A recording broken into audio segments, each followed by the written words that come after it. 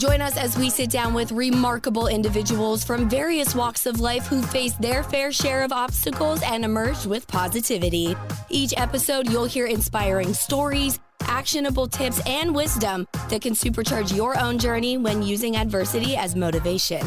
Let's learn together. Welcome to Lauer Power. Welcome to Lauer Power, another episode on how we use adversity as motivation alongside Chad Lauer. My name is Chad Evans. We also have Dave Tamkus on the program with us today, and it's another great day to be alive and another great episode to be had, Chad. Yeah, I'm super excited. We're having our big hot dog event tomorrow.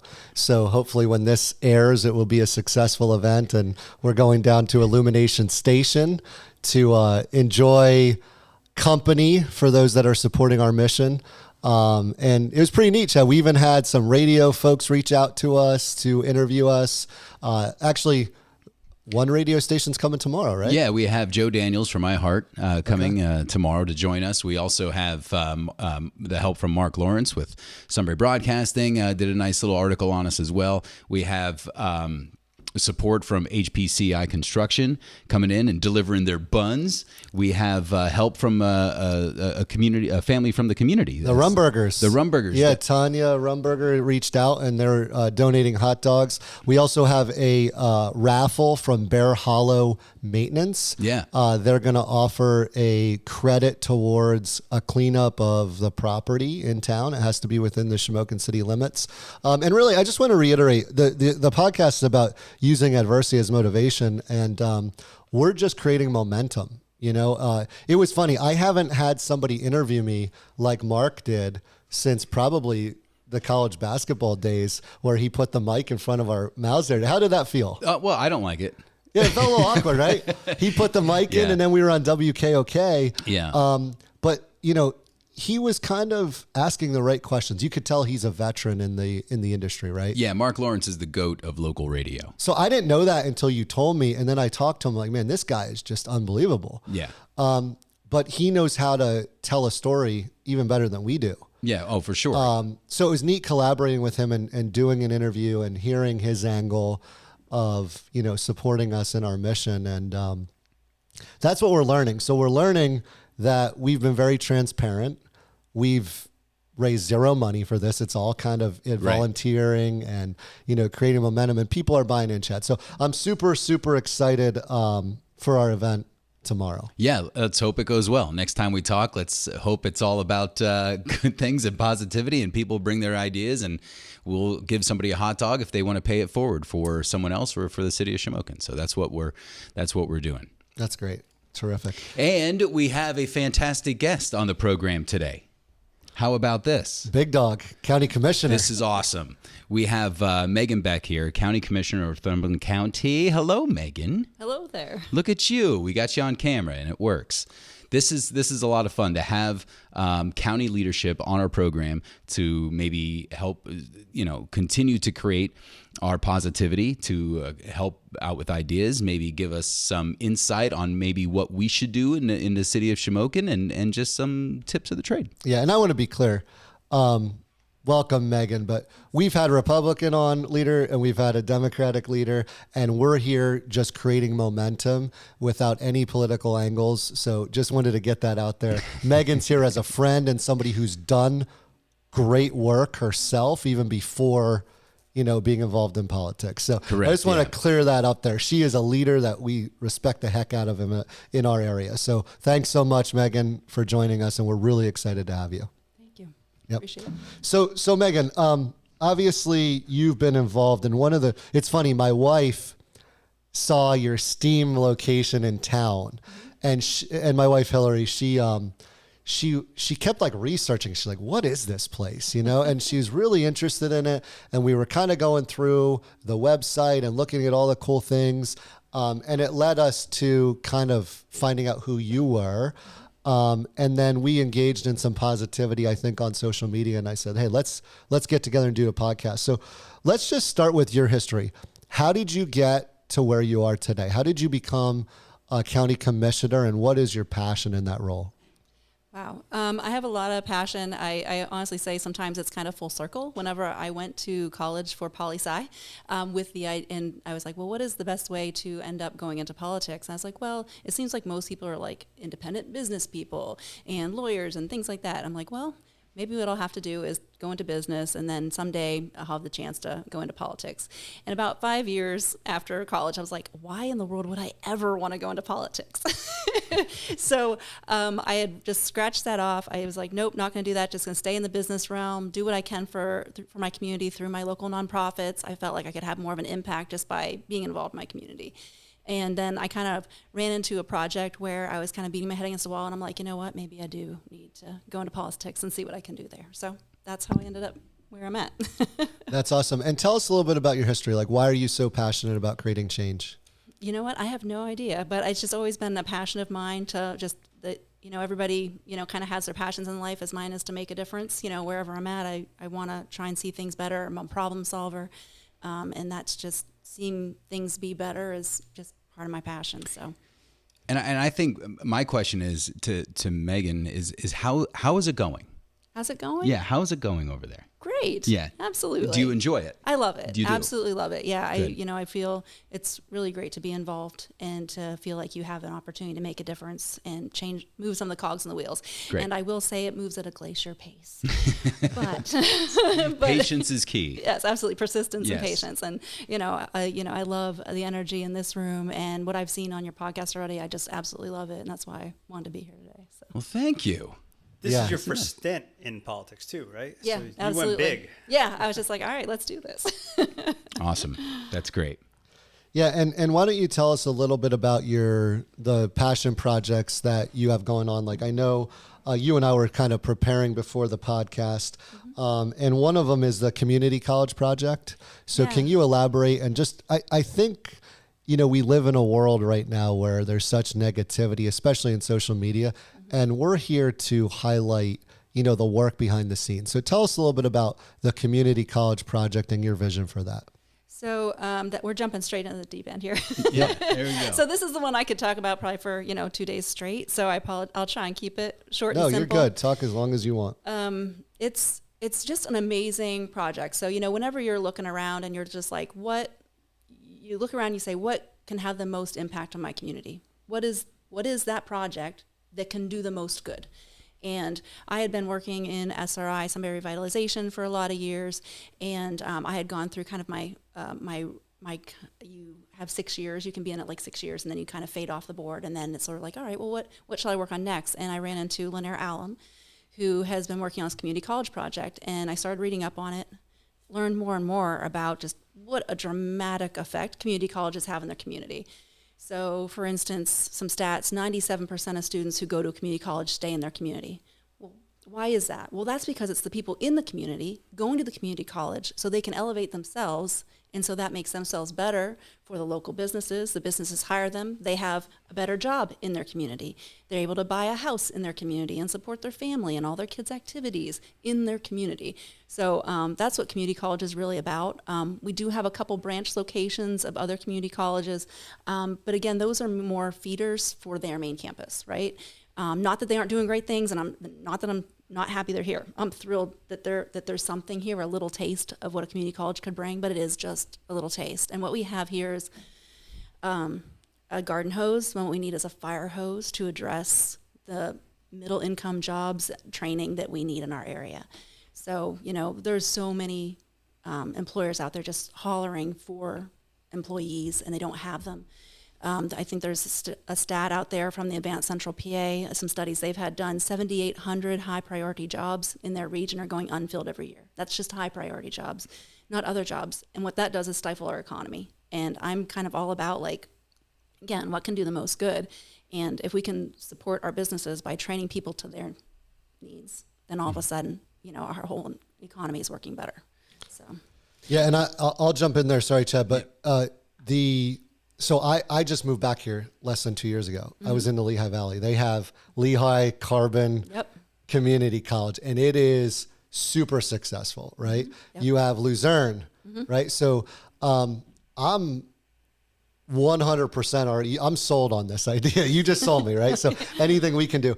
Before Chad asks that question, though, what needs to happen to make this thing come to fruition? Like, what needs to happen? So community colleges are set up in a very specific way. The state is trying to encourage community colleges to get launched. Now, this all started back in like 1960. I would say 24 years ago, there wasn't a community college established, and until then, there wasn't one established until Erie Community College like 2 years ago. It is a bit of a lift for rural communities because there has to be a local sponsor. There's a local sponsor, and once there's a local sponsor involved, then the state matches that. So I say it's the biggest amount of grant money we're leaving sitting on the table. What's estimated is needed based on the economic study or business plan for the community college is $1.2 million per year from our local sponsor. Then the state would match that, and then the students would pay the last third. So that comes together of $3.6 million a year going into workforce development in our region, which we don't have happening right now.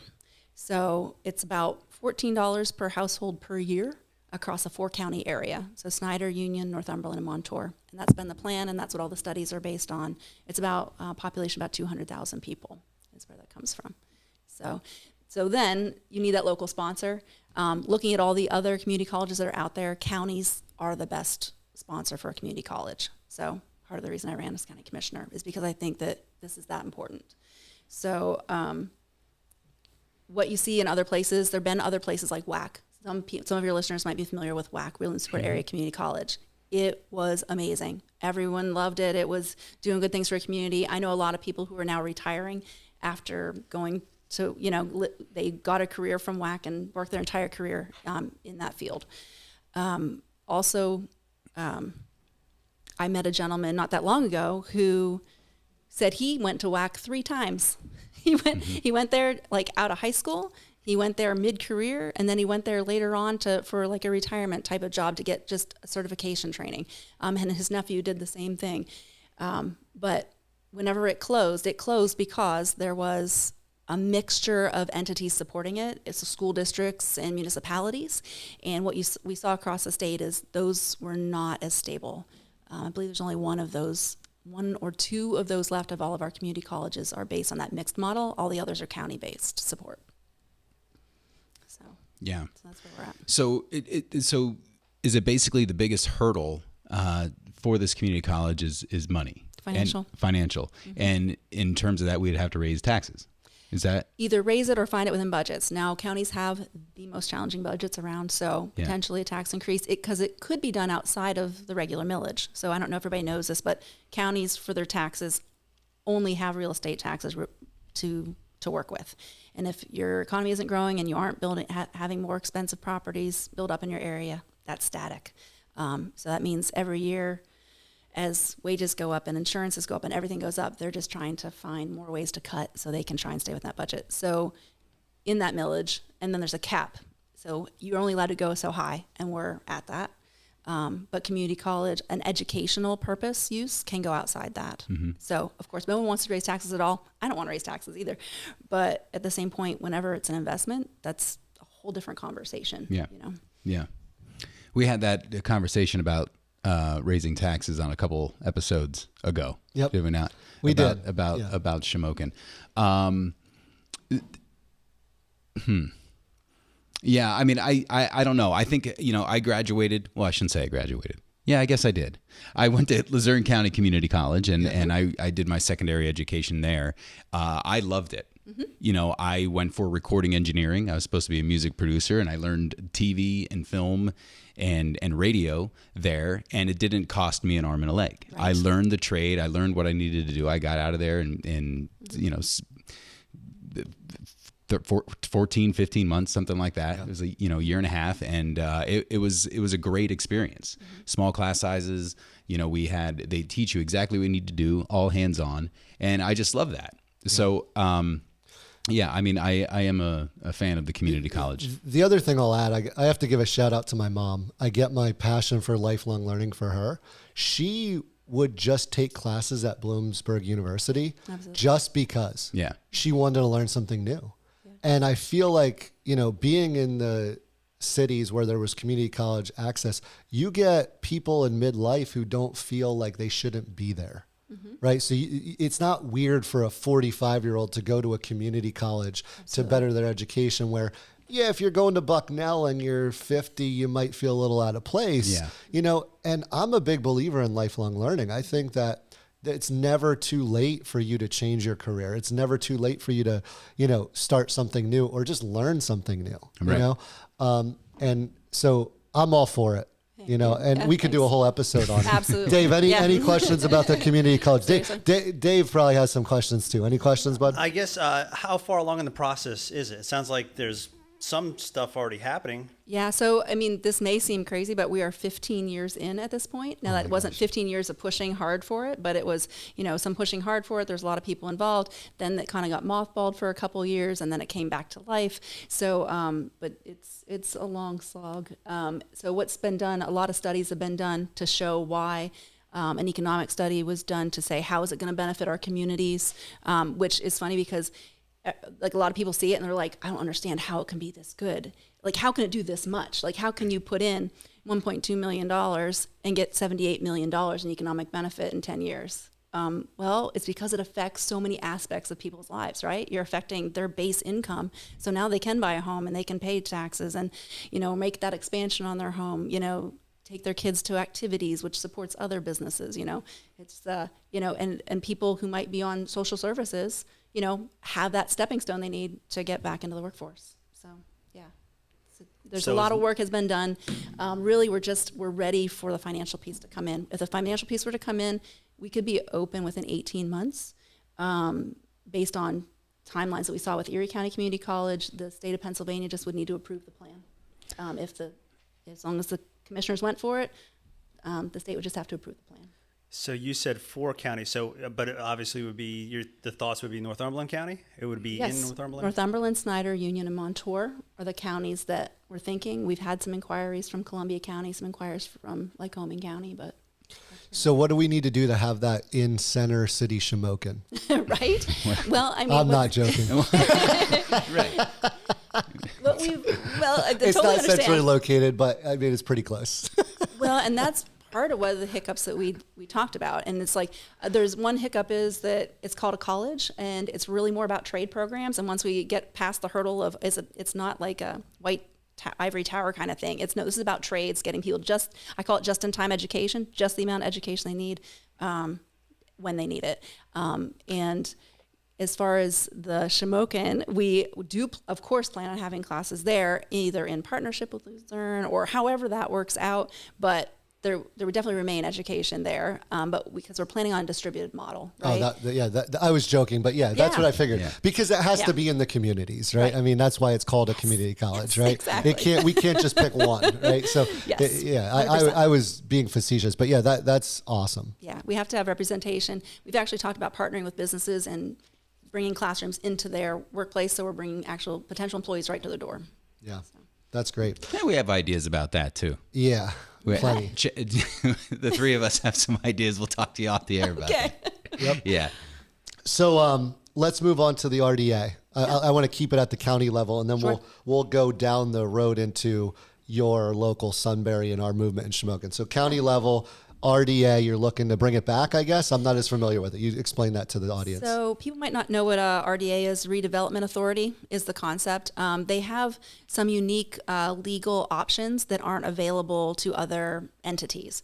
So other people might know that the Redevelopment Authority in Sunbury has been extremely successful in helping to reduce blight. That's one of the great tools that they have is this blight remediation portion of what they do. There are only 2 cities in Northumberland County, so Sunbury and Shamokin are the only communities that are eligible to have an RDA. They both have them, and they're doing what they can do. What a county-wide RDA does is that it brings those opportunities to all the municipalities of the county. And those other municipalities, townships, and boroughs are not actually eligible to have an RDA. So we had to revitalize the countywide RDA to be able to address that in those communities. We had a gentleman, John Wascavage from Mount Carmel, brought someone from Cumberland County out to the county commissioners meeting and said, hey, can we do this? And then when I researched it, I found out we had one. It was just defunct. So we just had to bring it back. We are actually currently accepting letters of interest from people that might be interested in it. I won't say it's a glamorous board because it's really about, we talked about this a little bit, I think, before we got on air, and that's persistence and perseverance, really following these properties along. Most of the properties will hopefully fall off the list, right?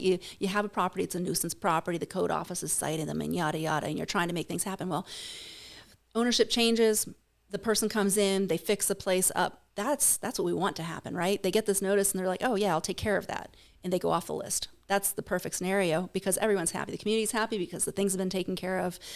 We no longer have to do anything with it. But if we get that one where, there's some sort of legal contention between multiple parties and nothing's happening for 20 years, the RDA can step in and intervene in that situation. So, and I know there's a lot of those situations out there. And one of the things that really worries me, and we can probably talk about it more, but image is a huge issue for communities. When you have that one eyesore property, right, or in Shamokin and Mount Carmel where they've implemented that, like the red X thing, like that's really hard on a community's self-image. So whatever I can do to try and help eliminate some of those challenges, I'm all about it. Yeah, and I'm a big believer, and I think Chad or Dave might have brought this up with Kurt, is the gateways.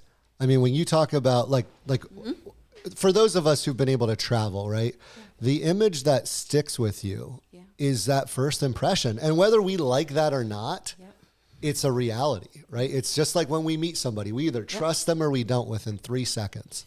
It's true. Just by the way they look at us, make eye contact, etc. Well, if your first interaction with our cities that we're so proud of is one where you don't feel safe or you don't feel like it's somewhere you want to stay, we're losing, right? So I'm all about the RDA. I'd love to learn more about it. And just to clarify, so those people in the RDA would be responsible on essentially mediating those multiple parties into let's do something here that we can all agree upon, because right now nobody's winning. Is that the goal? Yeah, I mean, and they actually can legally take property. So let's say, like I said, if there's like, I don't know, maybe there's 10 siblings that are all fighting over this property and it's been like this for 20, 30 years and there's just no legal resolution to it.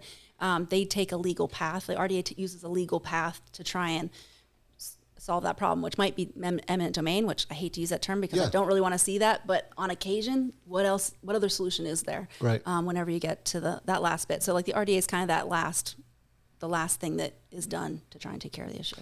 And I think this is a perfect transition. So, transitioning from the RDA to what you've been able to do in Sunbury and what we're trying to promote in Shamokin. We all have our opinions, which we've talked about, and most of our listeners have kind of, where do we start with the blight and improving that, let's say in Shamokin? I think you guys are doing it, which is what I think is super exciting and why I was following your podcast and kind of being a cheerleader for it, because honestly, creating that excitement around your community and that pride in your community makes all the difference. The most challenging hurdle that we had in Sunbury getting started was the self-image of the residents of the community, because the residents themselves would talk down their own town. And that's what you have to start stemming the tide of and showing all the reasons that you should be proud to be in that community. I just saw a post on social media the other day where somebody's like, yeah, nothing for kids to do in our town. And they're just like, then somebody like responded and listed off 20 things there were to do for youth in the town. I mean, maybe not a specific demographic of maybe like teenagers or something like that. Yeah, we could do better for our teenagers.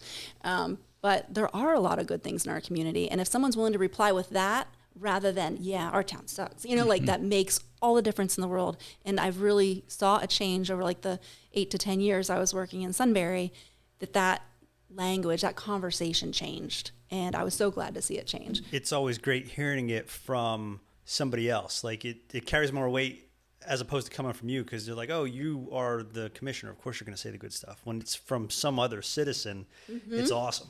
Yes, absolutely. Right. Yeah. I can be a cheerleader all the time, but whenever other people are emulating that and they're feeling more pride in their community, I hate to say it, you've won, but like, that's the tipping point. Then you can do really good things, because more people are going to come to the table to help do these events, because you need volunteers to help with all the different things that you're doing.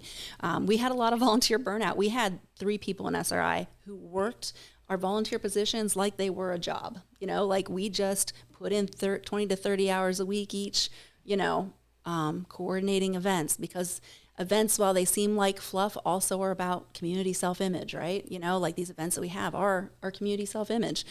And I had one quote, my favorite quote was whenever we first launched the Wine and Brew Festival, somebody's like, my little town's all grown up, because it seemed like we were more like all these other communities they'd see, and that we're having all these great events. And in addition to momentum, like how do we grow our community? Like we need more people too. Like, when we look at the population decline, that hurts. So what in like, and again, I'm not trying to go the political angle, but I've seen people say like, oh, we need to give businesses tax credits, or, New York State, I think, was giving a huge incentive at one point. But like, what do we do to get more people to Shamokin and Sunbury, and involved in our communities? Yeah, that's a tough question because there's a lot of gears and parts going on there, right? So I mentioned the image part, and that's a piece of the puzzle. Like an organization, like a redevelopment organization like SRI has a lot of stuff going on behind the scenes that no one is thankful for because they don't see it, but they're trying to move all these other pieces forward, right? Getting a facade grant could take a year and a half, take time and effort, and a lot of people moving that football down the field, So there's all these different efforts make a difference in different ways. So we want to improve the image, right? We also want to have, a walkable downtown that feels friendly. That's also image, but that's also your small economy, right? There's different strategies for bringing small business in. As the image changes, you also need to have businesses, right? That makes it more of a possibility. A new business is going to launch in your community if they see that as a place they want to be and that their employees are going to want to be. And when that new business comes in, that helps the economy.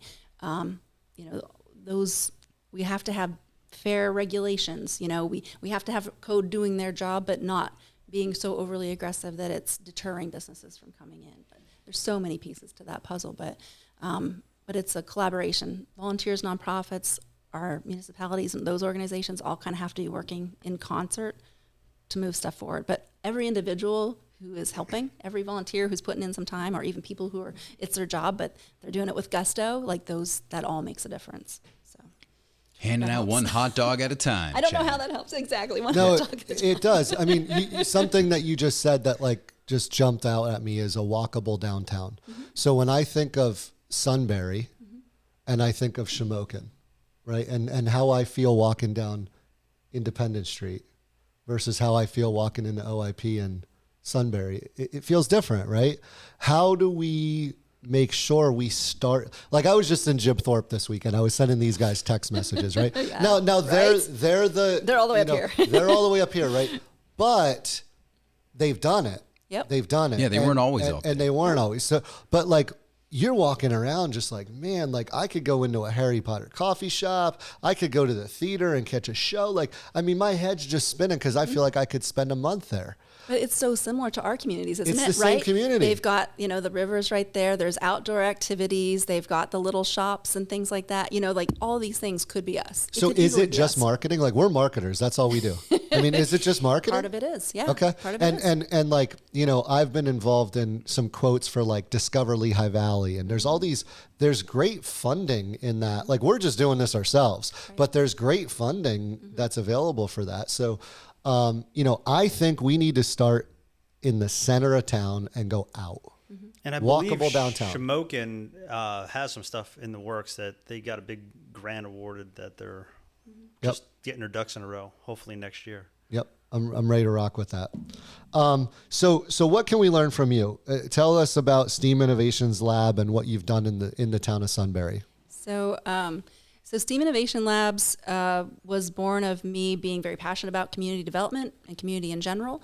And then also kind of a worry that like so many skills are being lost, you know what I mean? And it's just how do we get our people that have knowledge in the same room with people that are willing and interested in learning and growing, right? There are so many facets to it that I don't even know that I could cover it. But for instance, like I see it as a small business incubator, right? So someone comes in there and they have a skill and they learn another skill and it helps them to create a product, which then they can be maybe a sellable product, and they start a business. But what it is in essence, in case people don't know what a makerspace is. So STEAM Innovation Labs is a makerspace. And on the front of the building, it says join the maker movement. The idea behind a makerspace is it's like a gym, but for people who want to exercise their creativity, their ability to maybe their small business acumen, those types of things. So you walk in the door and you can get a membership and use our tools and equipment. You bring the supplies, you bring the creativity, you use our tools and equipment to build whatever. Also within that, though, is a community of people who are also supporting you. So we might have someone who's a specialist in woodworking, and someone who's a specialist in 3D printing, and someone who's a specialist in fine arts. And all of those people, it's like this hive mind. You can be like, who's going to be in on Thursday that can help me with X, Y, Z? Or is there anybody who's going to be in this week who can help me? And someone can respond. We use Slack as an online communication tool, and they communicate on there, and so-and-so will meet up with so-and-so, and all of a sudden someone's doubled their skill set, and can build that much more. And is that a private venture or? It is. A lot of maker spaces are nonprofits. Okay. I purposely made it a small business. Okay. Because I wanted to make sure the business model would work. I didn't want it to be chasing grants, and then just having the grant money ran out. Guess we'll close. Yep. That's what we're trying to avoid. Right. Yep. Exactly. So grants are a great cherry on top, helping to move things along. But at the same point, I wanted this to really work functionally for a community. I want it to be a hub that makes people feel welcome in the community. A lot of times I think our artists and creative people don't feel welcome in a community because there isn't a space for them. So in a way, we're holding space for those creatives. Now, can we replicate that model in other towns? I would love to see that. I think that's very possible. Okay. There's actually there's the seeds of this happening in other communities, but it just hasn't flourished. Okay. So there's a place in Shamokin even that I was trying so hard. I was trying to twist their arm. It's come on, open open to the public. And they just didn't kind of see where their space could turn into that, I think. So they haven't done it. Out in Mifflinburg, there's a gentleman who's working on that. So, there's more that can happen. And then, for instance, the Lewisburg Children's Museum. I think that's for a much smaller age range. For us, it's teens to adults. We're looking for teenagers to adults, but they are more focused on the youth. That's great. I know I chose a tougher slog, but I think that it's valuable. So in the city of Philadelphia, I used to go to a place called WeWork, and now there's a documentary on WeWork because it got a little bit crazy with all the money that was raised and all that stuff. But the concept was similar. Mm-hmm. It was a place to go to work every day and collaborate. And I think the town of Shamokin definitely could use that. So maybe we could try to recreate it. So that's pretty cool. Maybe. You never know. Maybe we could talk about that. Well, I'm glad to offer any insights. We had a little, we'll talk, Megan. Okay. Yeah. See, this is what it's all about. Absolutely. This is what it's all about. Yeah. Connections and creativity and creating ideas. STEAM lab too, and it's cool. It is super cool. Yeah. Appreciate it. Yeah. It took about, just the business model probably took about 2 to 3 years of just going different places and just researching of what other people are doing, what are they called? How are they doing it? And then lining up all the bones behind it. I've been in a few times, and just how jazzed up everybody is that's there. They are super hey, let me show you. I got 2 tours, I think, 2 times I was there. Good. I'm glad to hear it. And those are mostly volunteers, people that just want to see it succeed and want to be part of it. It's cool. Yeah, that's great. So what else, fellas? Any other questions for Megan before I get into the leadership topic of the day? I don't have any questions for Megan per se, but I think what you brought to the table today was all really great. And I think that, we always go back to being well, look, Jim Thorpe did it. Absolutely. It's, absolutely possible. I do have one question, though, for Megan. Is there a riverboat coming? I hope so. What do we know what's going on with this big giant Chad? You heard about the riverboat? This is the first time I'm hearing about the riverboat, but I'm What? excited. Oh my gosh. Yeah. So can you give us a little, like a broad stroke on a riverboat, if that's the thing? I mean, I will say that I am not the person to give you the most up-to-date information. I'm just familiar. And this, again, stuff requires persistence, folks. Yeah. Probably 10 years ago, maybe longer, people talked about this concept. And it's been a long time coming, but there was some grant funds put out there, I believe, by Dagenstein Foundation to help with the launch. Northumberland, the town borough, has chosen to give some space for them to have the launch point for it. So I would say it's starting to become a reality. Whereas before it was ideas and how can we do this and where will the money come from? But some seed money was put in and it looks like it's going places. Riverboat. It's fabulous. It's fantastic. I mean, that's what we need. That's fabulous. Yeah. Can it fit on the Sulphur Creek to take us down to Shamokin and back? I think so, yeah. Is that a possibility? No, but this has all been great. Dave, how about you? Any other questions, bud? I don't think I have anything. No, nothing else. Meghan covered everything. Actually, I have one more if Dave doesn't. And this is not going to be a popular question, but I have to ask it. We're so stinking divided right now, right? And I asked Kurt the same question, right? And his answer was just awesome. Like, how the heck do we start rooting for each other again? Like, we're all really on the same team. Like, what are your thoughts on that? I don't know. I jokingly call it bipolar politics. It's like everything's been pushed to the fringes and the outside, but really 90% of us or more are in the middle. So, let's just try and, like you said, help everybody be successful. We want the same things for the communities. We just maybe disagree on the path on how to get there, right? So there's far more bipartisan issues than there are partisan issues. So let's focus on those and get some stuff done. Like, for instance, community college, I always say it is a bipartisan project. I mean, like, really, it touches on all these different things that are important to both parties. So, like, they're high priorities for both parties. So, what can we get together and do and make it happen? I love that answer. Yeah. Let's just focus on the bipartisan projects and let's go. Like, I love it. That's great. So, all right, leadership topic of the day. Usually I bring one, but today Meghan brought one. Uh-oh. So it's Ikigai. Right? Let's tell the folks, listen, we're always trying to improve leadership, and folks who listen, we want them to become better leaders. I believe everybody's a leader. I think that you're a leader in your home. It starts at home. So Ikigai, tell us about it. So it's a Japanese concept that I think goes back to starting by knowing yourself. You have to know what your passions are and what you're good at. But then you also have to know, like, what's needed in your community and what can you make a paycheck from, right? Those are the 4 quadrants of Ikigai. And if you can kind of make a Venn diagram, make circles with those things and line them up somehow, the thing that you should do are the things that are in the center of that, where all of those match up. And when you find that, then that's your life's work. That's something you can dedicate your life to every day and push on that every day, and you don't feel like it's a job because it's your skill set and it's your passion. We just talked about this over lunch. It's like she was listening in on all of our conversations today. I mean, we literally just talked about this over lunch. Yep. So anybody listening, Ikigai, check it out. I think if you look at those quadrants, and I don't feel like I go to work. I'm blessed in that way. I love what I do so much. You guys, I know, are the same way. So anybody listening that's looking to improve your leadership, maybe check it out and study it a little bit. There you go. Hey, thanks, Dave. No problem. Thanks for having me. Thanks, Chad. Thanks, Meghan. Thanks, Commissioner Beck. We'll see you soon. Hopefully it's on a riverboat. Yeah, I would love that. Wouldn't that be nice? Was it disrespectful that I called you Meghan? No, not at all. Yes. Okay.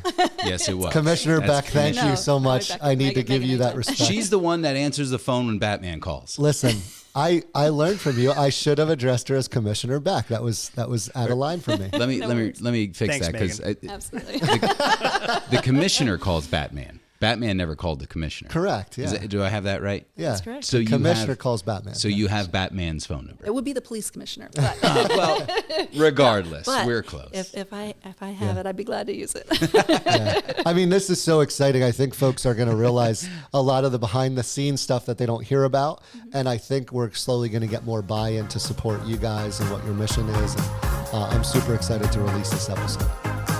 Are you a business owner, a leader, or an aspiring achiever looking to turn life's challenges into powerful fuel for your success? You've come to the right place. Get ready to unlock the secrets to turning life's hardships into your most powerful ally. Your hosts, along with our incredible guests, will help you tap into your own Lauer power and guide you towards the success you've always dreamed of.